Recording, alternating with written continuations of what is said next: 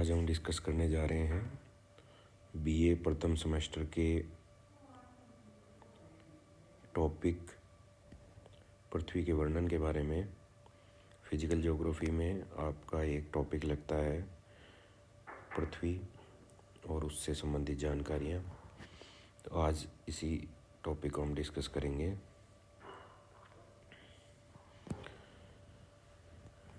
साथ ही हम डिस्कस करेंगे पृथ्वी के ऊपर के ब्रह्मांड और अंतरिक्ष के बारे में। एक बेसिक जानकारी ब्रह्मांड के बारे में मैं आपको दे देता हूँ। यह वह स्थान है जिसमें अनेकों तारे, ग्रह, उपग्रह, धूमकेतु और गैस शामिल हैं। और इसी ब्रह्मांड में बहुत सी गैलेक्सीज भी होती हैं। जैसे हमारे जो गैलेक्सी जिसे जो मोस्ट पॉपुलर है उसका नाम है मिल्की वे। साथ ही आज के अध्ययन का विषय है सौरमंडल। सौरमंडल में सूर्य और अन्य ग्रहों और उपग्रह, धूमकेतु, क्षुद्र ग्रह शामिल हैं। सूर्य का सौरमंडल जो है उसमें हीलियम और हाइड्रोजन मुख्य गैसें हैं। और सूर्य से दूरी के क्रम में हम देखेंगे कि कौन कौन से ग्रह सूर्य से दूरी के अनुसार है। ये जो 8 ग्रह दिए हैं ये सूर्य की दूरी के अनुसार ही हैं। यानी सबसे नज़दीकी ग्रह बुध है, फिर उसके बाद में शुक्र, पृथ्वी, मंगल, बृहस्पति, शनि, अरुण, वरुण। अगर इंग्लिश में हम बात करें तो इन्हें Mercury, Venus, Earth, Mars, Jupiter, Saturn, Uranus, Neptune. प्रारंभ में एक ग्रह माना जाता था प्लेटो, जिसे बाद में अब लुप्त ग्रहों की सूची में डाल दिया है। जैसे इस मैप में आप देख सकते हैं प्लूटो दिखाया हुआ है। और यहाँ सूर्य के सापेक्षिक जो दूरी के क्रम है उसमें बुध, शुक्र, पृथ्वी, मंगल, बृहस्पति, शनि, अरुण, वरुण और इसे यम कहा जाता है, प्लेटो। और यदि इन्हें याद करने का क्रम आपको किसी फॉर्मूले टाइप से याद करना है तो भी है कि हम ऐसे भी याद कर सकते हैं कि जो क्रम है उसमें सबसे पहले बुध आता है। कोई भी शुभ कार्य को हम बुधवार को करते हैं। उसमें हमें एक दिन छोड़ के एक दिन चलना है। बुध के बाद एक छोड़कर एक दिन आता है शुक्र। शुक्र के बाद आता है रवि। तो रवि जैसा कोई ग्रह नहीं है परंतु पृथ्वी में वी है, तो उससे हम याद रख सकते हैं रवि। फिर एक दिन छोड़कर है मंगल, फिर एक दिन छोड़कर बृहस्पति, फिर एक दिन छोड़कर शनि और फिर अरुण, वरुण। ये इस तरीके से आप इसको याद कर सकते हैं। फिर है पृथ्वी के बारे में विशेष परिचय। पृथ्वी सौरमंडल का तीसरा ग्रह है दूरी के अनुसार। अब तक यह एकमात्र ग्रह है जहाँ जीवन संभव है। अब पृथ्वी के अलावा मंगल पे भी, क्योंकि पृथ्वी और मंगल की संरचना काफ़ी हद तक मिलती है, तो इसलिए खोज चल रही है कि पृथ्वी के अलावा मंगल पर यदि जल मिलता है तो वहाँ जीवन संभव है या नहीं, ये शोध का विषय है। इस पर अनुसंधान चल रहा है।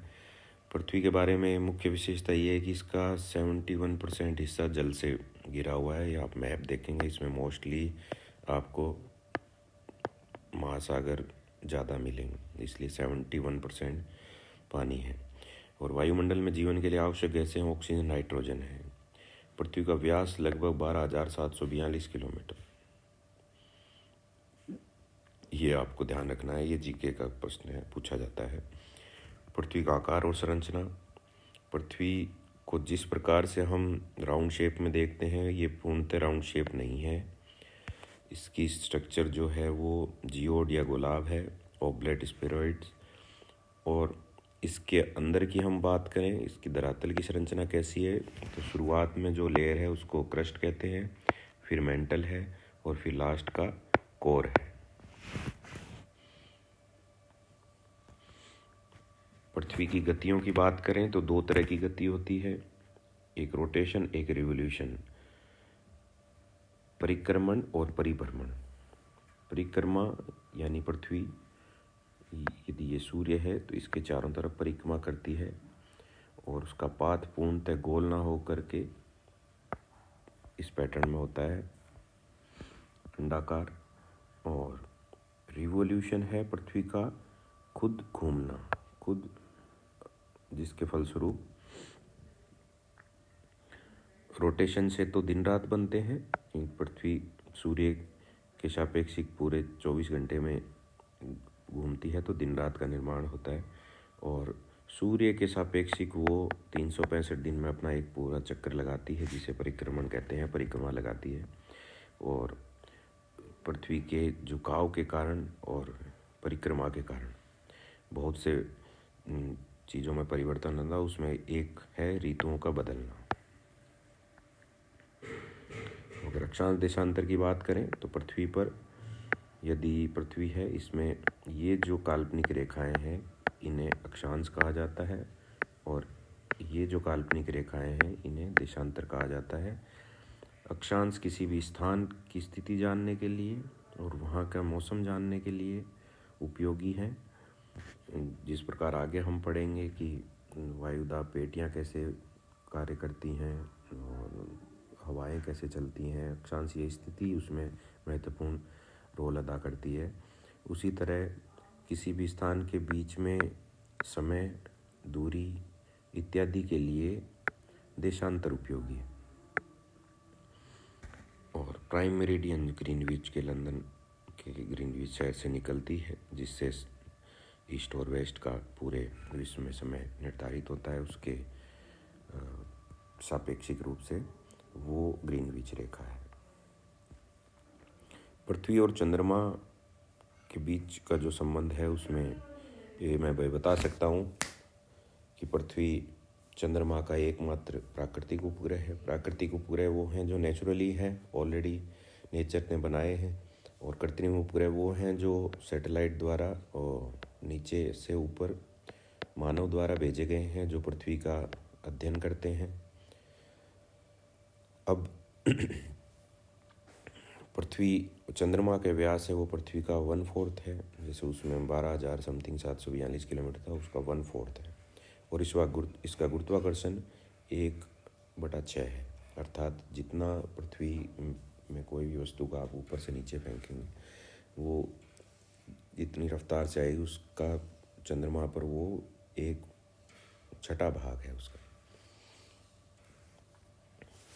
पृथ्वी और जीवन का विकास। पृथ्वी पर जीवन जल, वायुमंडल और तापमान की उचित परिस्थितियों के कारण संभव है।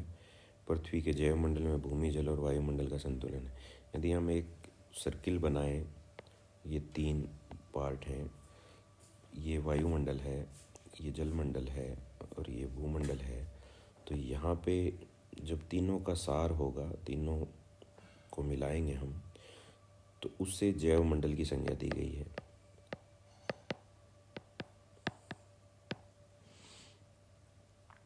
जहाँ जीवन संभव है। इन तीनों का जो मिलन स्थल है वो जैवमंडल कहा जाता है। और पृथ्वी पर जहाँ जीवन जिस ग्रह पर संभव है वो इन तीनों की आवश्यकता होगी, तभी वो संभव होगा। मैं आशा करता हूँ कि आपको ये चैप्टर पर समझ आया होगा। ऐसे ही वीडियो हम और अपलोड करेंगे। धन्यवाद।